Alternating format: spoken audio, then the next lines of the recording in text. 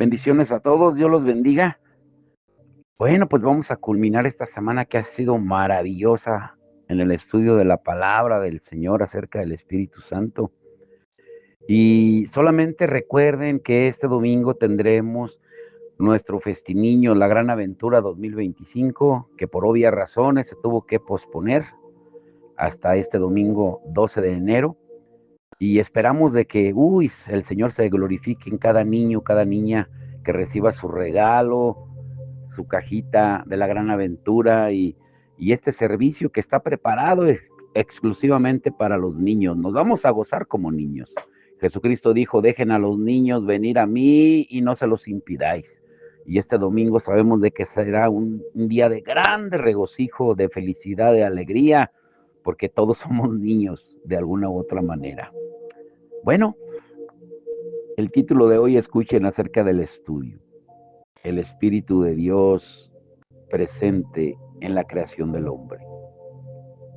Un título tal vez un poco largo, pero de acuerdo con Génesis, tú y yo como seres humanos somos únicos en tres aspectos. Escucha, esto está hermoso. Por eso qué mejor estudio para culminar la semana que este. Número 1, estamos hechos a la imagen y semejanza de Dios. Génesis 1, 26 y 27 dice, y dijo Dios, hagamos al ser humano a nuestra imagen y semejanza, que tenga dominio sobre los peces del mar y sobre las aves del cielo, sobre los animales domésticos, sobre los animales salvajes y sobre todos los reptiles que se arrastran por el suelo. Y Dios creó al ser humano, a su imagen lo creó, a imagen de Dios. Hombre y mujer los creó. Él no creó homosexuales ni lesbianas, perdón por ser tan específico. Él creó solamente dos géneros, hombre y mujer, no puntos intermedios. Número 2, Dios le dio al hombre el mandamiento de someter la tierra y dominar sobre ella.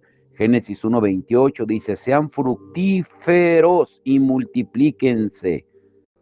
¿Sí entiendes eso? Un homosexual y una lesbiana no se pueden reproducir, fructificar ni multiplicar.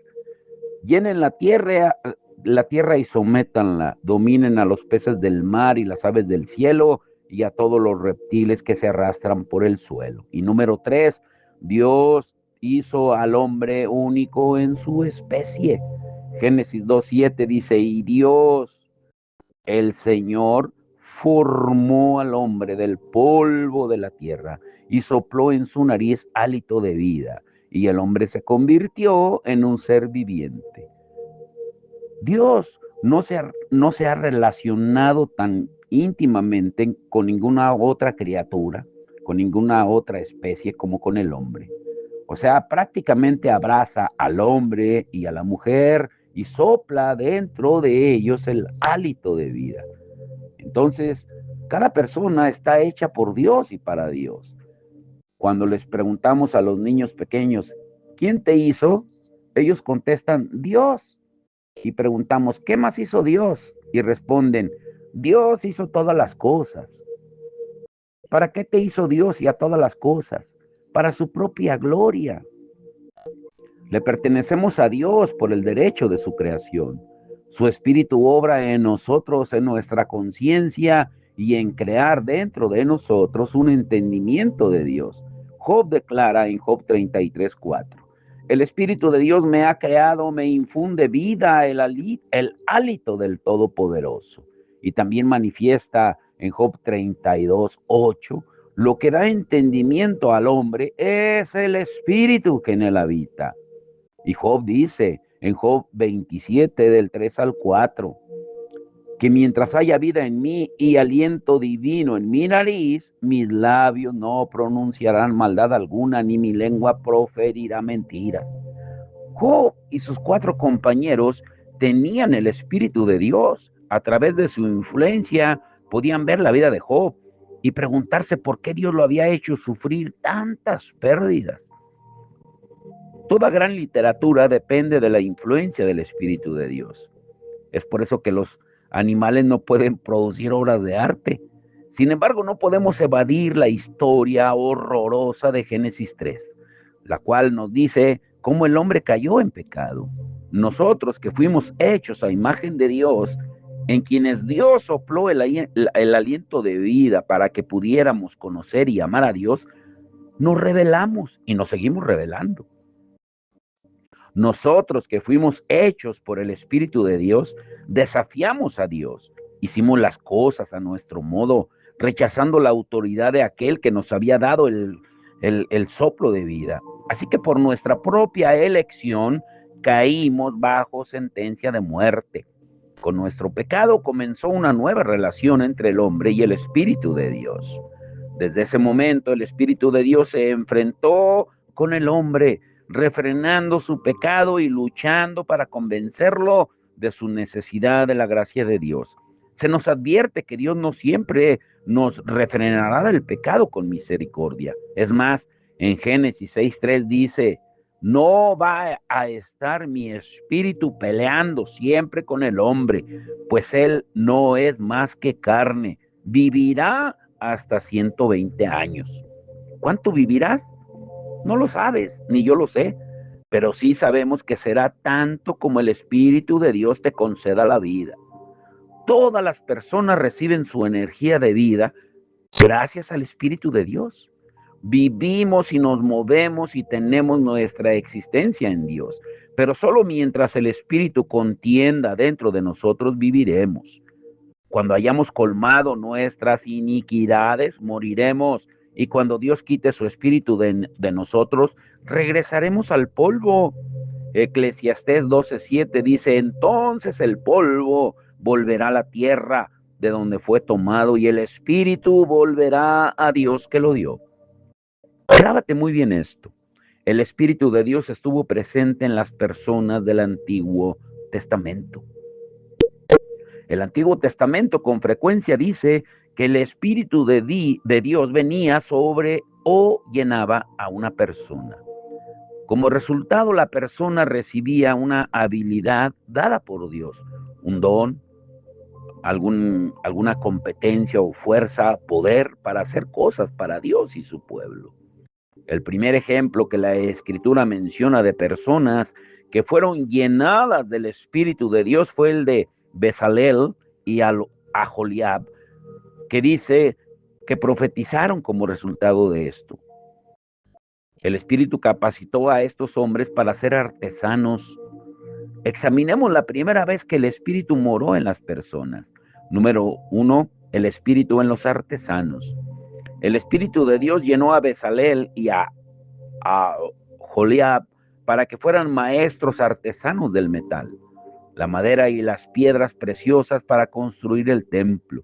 En Éxodo 35, 30 hasta el 36:1 dice, Moisés dijo a los hijos de Israel, como pueden ver, el Señor ha designado a Bezalel, hijo de Uri, hijo de Hur, de la tribu de Judá, y lo ha llenado del Espíritu de Dios y le ha dado sabiduría, inteligencia, ciencia y dotes artísticas para crear diseños y para trabajar en oro, plata y bronce y en el tallado y engaste de piedras preciosas y en todo trabajo ingenioso en madera.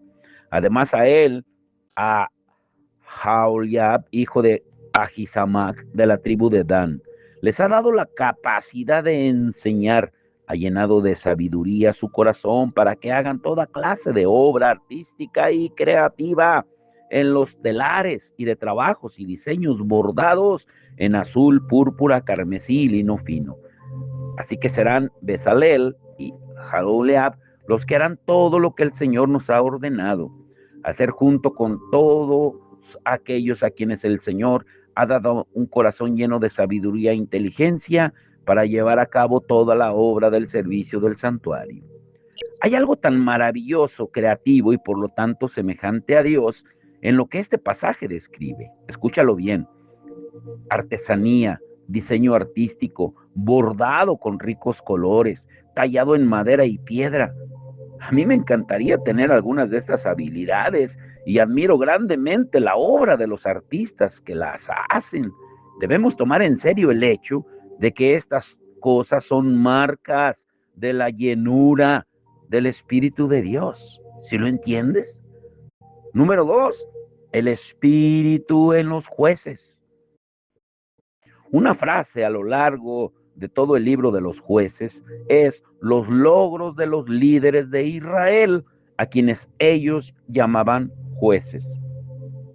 La tarea de un juez era poner en orden las disputas entre las personas, dar juicios sobre los problemas locales, guiar al pueblo en la guerra contra los opresores y amonestar a las tribus de Israel para actuar contra una amenaza repentina.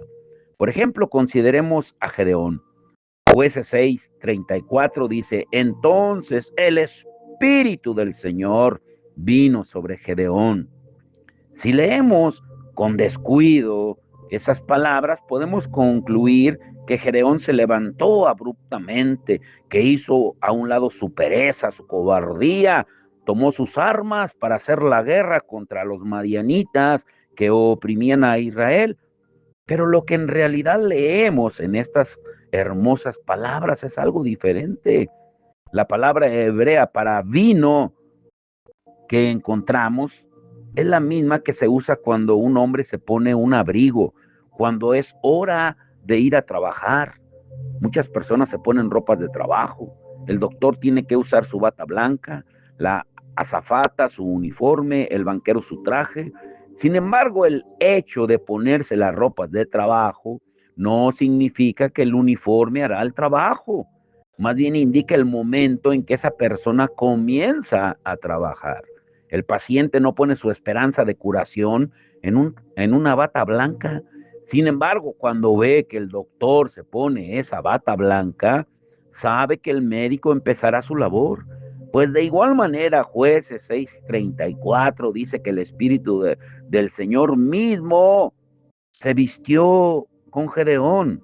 El Espíritu de Dios se puso a Gedeón como un abrigo. Gedeón era al Espíritu lo que el uniforme es a un trabajador. Gedeón no solo era un conjunto de ropas de trabajo, el que hacía la obra era el Espíritu. Así que el que salta a la acción no es Gedeón, sino el Espíritu, como dice Zacarías 4:6. No es con espada ni con ejército, sino con el Espíritu de Dios. El Señor se levantó para hacer la guerra. Lo que tenemos aquí entonces no es la historia de los grandes hechos de cierta persona, sino un reporte sobre los poderosos hechos del Señor. Así que cuando leemos en Jueces que el Espíritu vino sobre un juez, recordemos que es Dios quien se levanta para vindicar su nombre entre su pueblo. Número 3, el Espíritu Santo también estuvo en los reyes. Saúl es el último juez de Israel y también es el primer rey. Es una mezcla de ambos. En primera de Samuel 11:6 nos relata que el Espíritu del Señor vino sobre Saúl, pero después el Espíritu del Señor se apartó de Saúl.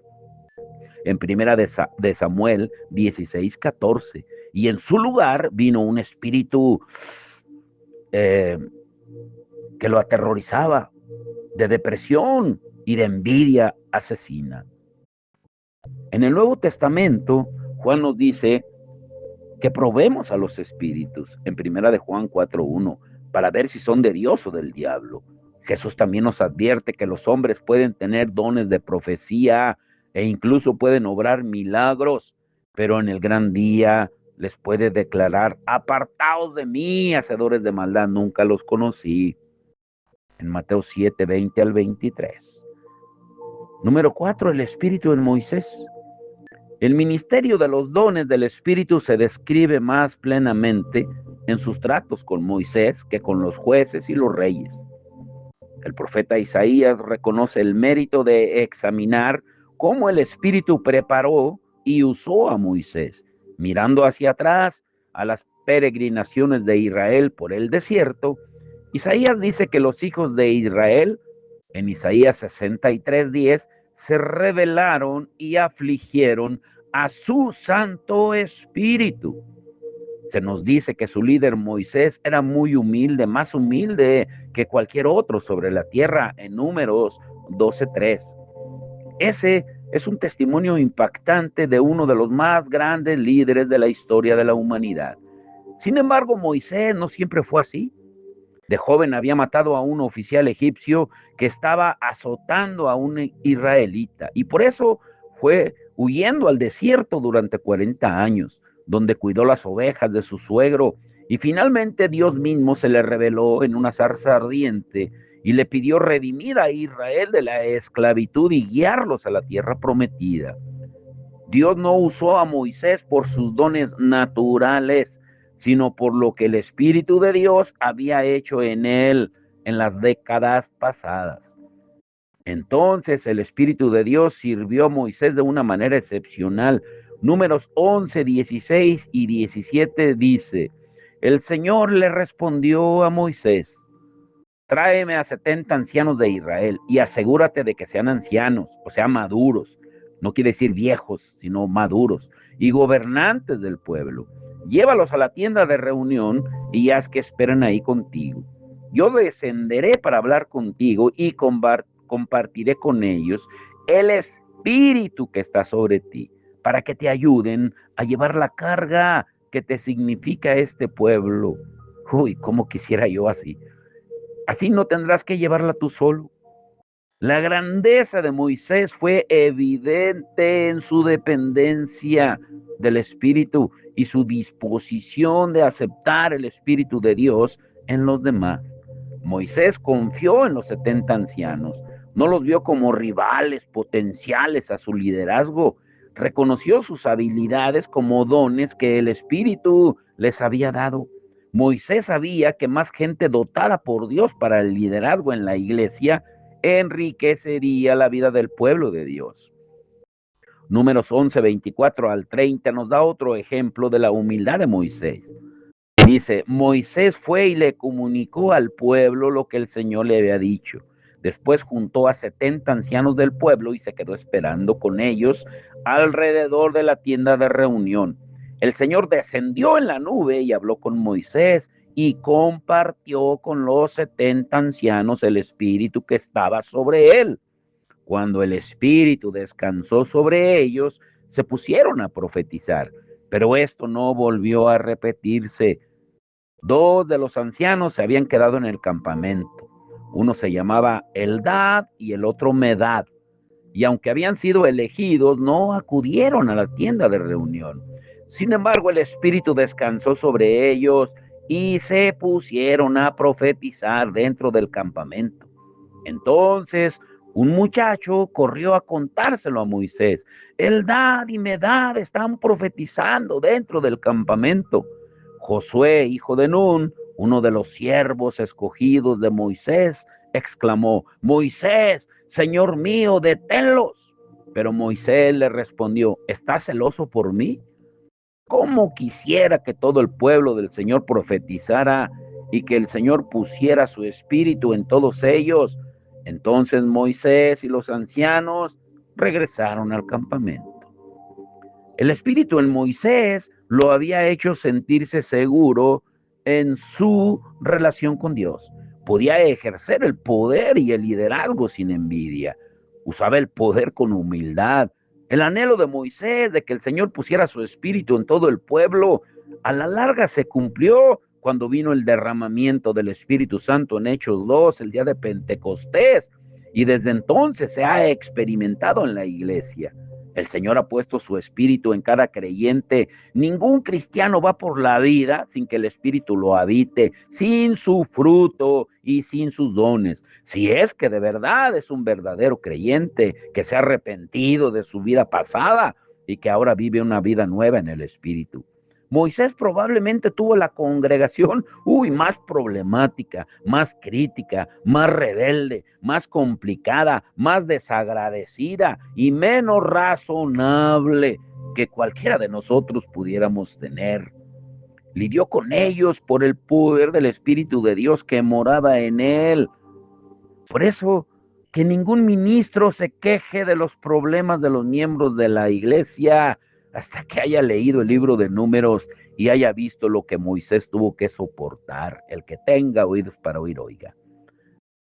Consideremos algunos de los problemas con los que Moisés tuvo que tratar. La sobrecarga administrativa, problemas de abastecimiento de alimentos, estallidos carismáticos porque todos se sentían más con lleno de dones que él, contiendas familiares, críticas de su propio matrimonio, oposición a seguir la visión que Dios había dado a través de él, rechazo de su autoridad para hablar por parte de Dios, ataques fuera de la comunidad, inmoralidad sexual dentro de la comunidad. Moisés lidió con todo eso por medio del poder del Espíritu de Dios. ¿No te recuerda Moisés a nuestro Señor Jesucristo? Jesús permaneció comprometido con sus discípulos, incluso cuando uno lo traicionó a muerte, otro lo negó con blasfemias y todos huyeron y lo abandonaron. No obstante, Jesús le afirmó a su Padre que no había perdido a ningún discípulo, excepto a Judas. El Espíritu de Dios había descendido sobre Cristo al inicio de su ministerio. Es por eso que era tan paciente con sus discípulos. Piensa también en el apóstol Pablo tratando con la iglesia en Corinto, que le dio problemas sin fin. Les escribió diciendo que era su esclavo en cadenas por amor de Jesús. ¿Sí entiendes, esclavo? Perdón. ¿Quién era Pablo? ¿Qué impulsaba su obra? Era un siervo, un esclavo. Fue su total dedicación a lavar los pies de la gente real, obstinada y áspera que Dios le había confiado. La paradoja del poder de Moisés es que la más grande evidencia de la presencia del Espíritu Santo en él fue la ausencia de esas cosas que comúnmente se vinculan con la gente grande y poderosa como hoy en día. Orgullo en la autosuficiencia, una defensa celosa de las prerrogativas de uno mismo, ambición por el legado de uno mismo. El Espíritu Santo da poder a las personas solamente a través de la humildad, entiéndelo bien. La iglesia necesita siervos que entiendan que son esclavos. ¿Mm? Necesitan poder. Si alguna vez quieren hacer algo más correctamente, si Dios va a hacer algo por medio de ellos. Pero la clase de poder que ellos necesitan no es la clase de poder por el cual el mundo generalmente evalúa el liderazgo, como lo declara Zacarías 4:6. No será por la fuerza ni por ningún poder, sino por mi espíritu, dice el Señor Todopoderoso. Por eso oremos por aquellos a quienes Dios ha llamado en puestos de liderazgo entre su pueblo, incluyéndote a ti mismo que estás escuchando. Dado el caso, para que haya una evidencia mucho mayor del otorgamiento del poder del Espíritu Santo y mucho menos evidencia del poder ambiguo y peligroso de nuestras debilidades humanas y caídas. Que seamos llenos con el poder del Espíritu de Dios, a semejanza de Moisés y de Jesús. Número 5, el Espíritu en los creyentes del Antiguo Testamento. El Espíritu moraba en los verdaderos creyentes del Antiguo Testamento. Nadie puede volver a nacer, creer, arrepentirse o dar un paso en su progreso espiritual sin la obra interna del Espíritu Santo. De hecho, nadie puede perseverar en la fe por un segundo sin la obra interna constante del Espíritu Santo, ni en el Antiguo Testamento ni en el Nuevo Testamento. Sin el Espíritu Santo dentro de nosotros, constantemente obrando en nuestros corazones, los creyentes apostataríamos inmediatamente. Habiendo ya puesto toda esta continuidad en los fundamentos entre los dos testamentos y a través de la palabra, debemos preguntarnos, escucha bien, te voy a dejar con esto, ¿de qué manera o de qué maneras la morada y la obra del Espíritu Santo en el Antiguo Testamento difiere del Nuevo Testamento, especialmente después de Pentecostés? Porque todos aceptan que hubo una diferencia, pero ¿cuál fue? Escúchalo bien. La morada del Espíritu en el Antiguo Testamento era como un frasco cuentagotas goteando agua continuamente en una esponja en un día caluroso de verano. La morada del Espíritu en el Nuevo Testamento es como una lavadora a alta presión arrojando chorros de agua en una esponja donde el exceso de agua se derrama por todos lados. Piensa en una esponja seca en un día caluroso. Ahora imagina un gotero. El gotero gotea agua tan lentamente en la esponja que aunque se ve o se va mojando, nunca se satura al grado de escurrir el agua. Esa era la experiencia del Espíritu que tenían los creyentes del Antiguo Testamento y los discípulos del Nuevo Testamento. Cristo los mantuvo provistos con un continuo goteo del Espíritu que los sostuvo para vivir espiritualmente y ser fructíferos, pero rara vez con tanta medida como para que su vida espiritual se desbordara a la vida de los demás. Pues lo mismo fue cierto del pueblo de Dios durante todo el Antiguo Testamento. Pero ahora imagina que alguien usa una lavadora a presión y comienza a arrojar chorros de agua a la esponja. Casi inmediatamente, no solo la esponja se llenará de agua, sino que el agua escurrirá en todas direcciones. Cuando digo lavadora me refiero a esas bombas de presión de autolavado. Ahora, esto es lo que sucedió en Pentecostés. Jesús estaba prediciendo en Juan 7:37 al 39 lo que sucedería. Pero, ¿por qué el retraso? Juan nos anuncia que era porque Jesús no había sido glorificado todavía. Antes del Nuevo Testamento, el Espíritu tenía relativamente poca verdad con la cual trabajar. Pero cuando Cristo fue glorificado, cuando Él murió, resucitó y ascendió, entonces el Espíritu tenía mucha más verdad con la cual trabajar. Cuando vino la plenitud de la revelación de Dios sobre Cristo, entonces la plenitud del Espíritu podía derramarse. En Pentecostés vemos una nueva plenitud, perpetuidad y propagación del Espíritu Santo. Vemos su obra con mayor intensidad, amplitud y obviedad. Los estrechos corazones judíos serían tan llenos de Cristo y del Espíritu que se desbordarían e inundarían a las naciones con la bendición espiritual, como lo hizo en Hechos 2, con la predicación de Pedro. En conclusión, entonces, podemos decir que mientras el Espíritu Santo moraba en todos los creyentes del Antiguo Testamento, su experiencia del Espíritu Santo por lo general estaba limitada a algún grado de llenura personal, pero rara vez estaban plenamente llenos y más raro aún inundaban a otros con su testimonio, con su evangelismo y su misión. Por eso Jesucristo dijo que era importante que se quedaran en Hechos 1:8 hasta que viniera la llenura del Espíritu Santo para poder ser sus testigos de Él. No podemos evangelizar, no podemos discipular sin el poder del Espíritu Santo, sin la llenura del Espíritu Santo.